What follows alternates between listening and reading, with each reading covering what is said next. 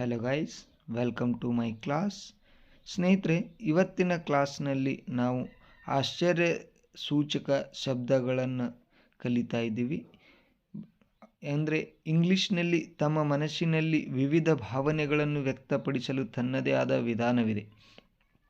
ಇದು ಸರಳವಾಗಿದೆ ಮತ್ತು ಸುಂದರವಾಗಿದೆ. ಆಶ್ಚರ್ಯ, ಖುಷಿ, ದುಃಖ, ಕೋಪ ಮತ್ತು ಇತರೆ ಕೆಲವು ಭಾವನೆಗಳನ್ನು ಚಿಕ್ಕ ಚಿಕ್ಕ ವಾಕ್ಯಗಳಲ್ಲಿ ಅಥವಾ 2-3 ಶಬ್ದಗಳಲ್ಲಿ ಬಹಳ ಅರ್ಥಪೂರ್ಣವಾಗಿ ತಿಳಿಯಬಹುದು. ಈ ಶಬ್ದಗಳನ್ನು ಮತ್ತು ವಾಕ್ಯಗಳನ್ನು ನಾವು ಸರಳ ಮಾತುಕತೆಯಲ್ಲಿ ಪದೇ ಪದೇ ಬಳಸಬಹುದು.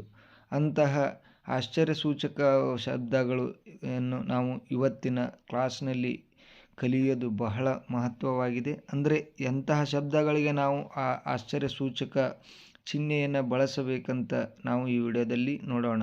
ಮತ್ತೇಕೆ ತಡ, ಬನ್ನಿ ವಿಡಿಯೋನ ಶುರು ಮಾಡೋಣ. ಮೊದಲಿಗೆ ಅದ್ಭುತವಾಗಿದೆ.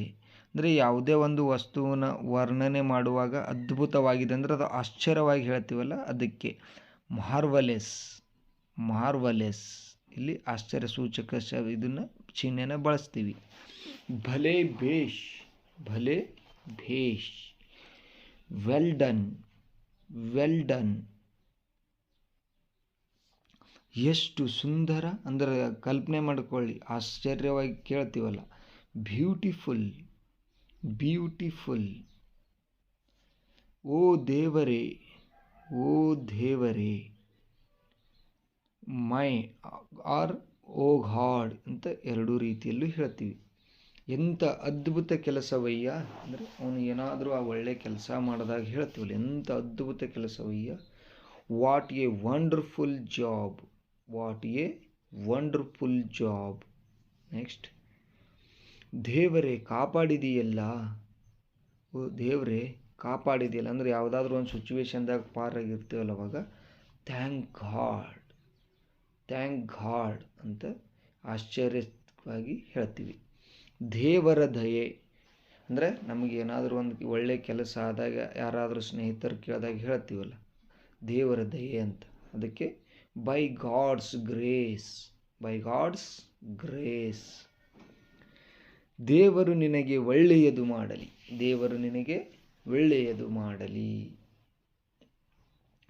May God bless you.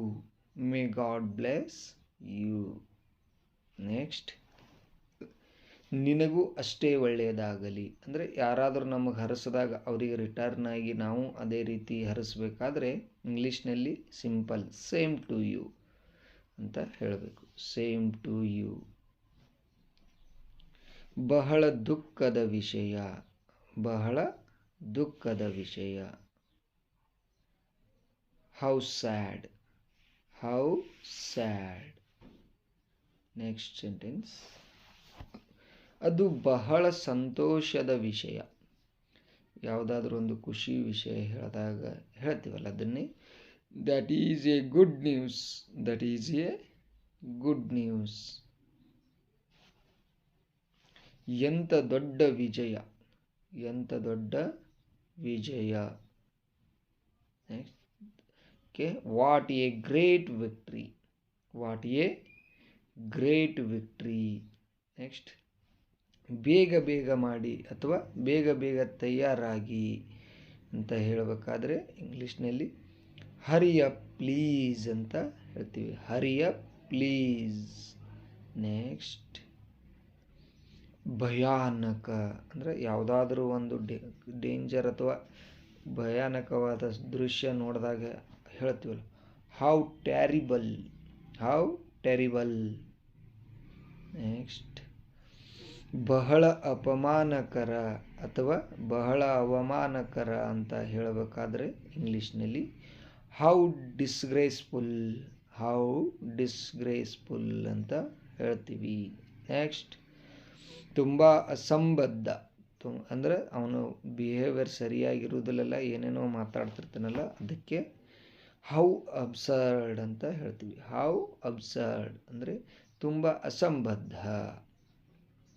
ಎಷ್ಟೊಂದು ಧೈರ್ಯ ಅವನಿಗೆ, ಯಾವುದೇ ಬಂದರೂ ಅವನು ಹೆದರುವುದಿಲ್ಲಲ್ಲ, ಅದನ್ನೇ ಹೇಳಬೇಕಾದ್ರೆ ಹೌ ಡೇರ್ ಹಿ ಅದನ್ನೇ ಹೌ ಡೇರ್ ಯು ಅಂದರೆ ಎಷ್ಟು ಧೈರ್ಯ ನಿನಗೆ ಅಂತ ಆಗ್ತದೆ. ಎಷ್ಟೊಂದು ಸುಂದರ ಅಥವಾ ಎಷ್ಟೊಂದು ಮಧುರ ಅನ್ನೋಕ್ಕೆ ಹೌ ಸ್ವೀಟ್, ಹೌ ಸ್ವೀಟ್, ಎಷ್ಟೊಂದು ಮಧುರ ಅನ್ನೋಕ್ಕೆ ಹೌ ಸ್ವೀಟ್ ಅಂತ ಹೇಳ್ತೀವಿ.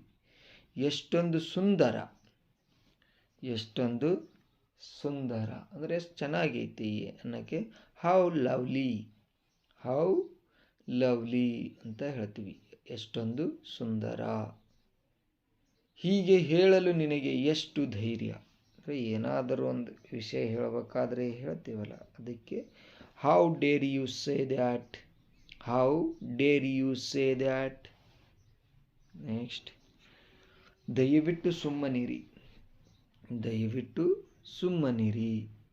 ಕ್ವೈಟ್ ಪ್ಲೀಸ್ ಅಥವಾ ಪ್ಲೀಸ್ ಕೀಪ್ ಕ್ವೈಟ್ ಅಂತಲೂ ಹೇಳ್ತೀವಿ. ಕ್ವೈಟ್ ಪ್ಲೀಸ್ ಅಥವಾ ಪ್ಲೀಸ್ ಕೀಪ್ ಕ್ವೈಟ್ ಎರಡೂ ರೀತಿಯಲ್ಲೂ ಹೇಳ್ಬೋದು.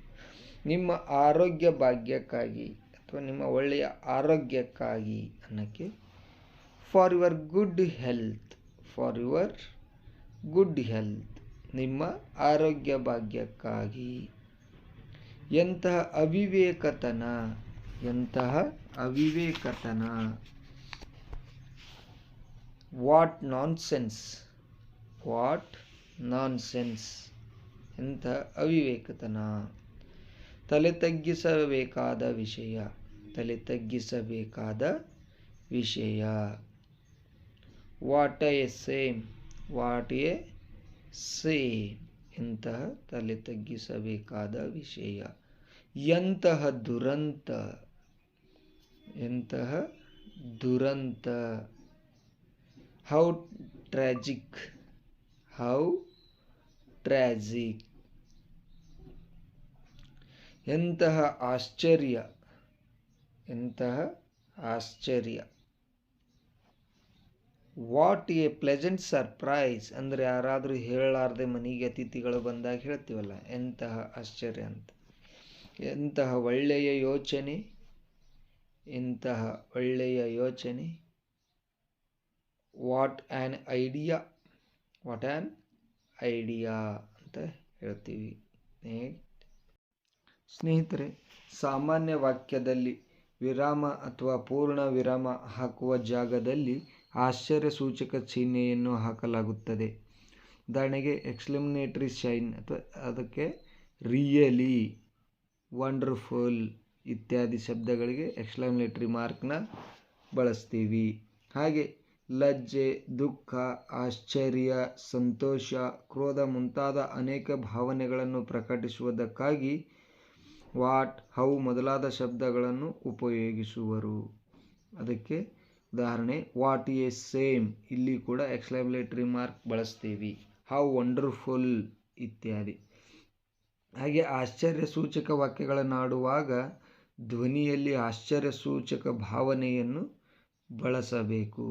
ಇವೆಲ್ಲವುಗಳನ್ನು ನೀವು ನೆನಪಿನಲ್ಲಿ ಇಟ್ಟುಕೋಬೇಕು. ಯಾಕೆಂದರೆ ಇಂಗ್ಲೀಷ್ ಕಲಿಯಬೇಕಾದರೆ ಇವೆಲ್ಲ ಅತ್ಯವಶ್ಯಕ.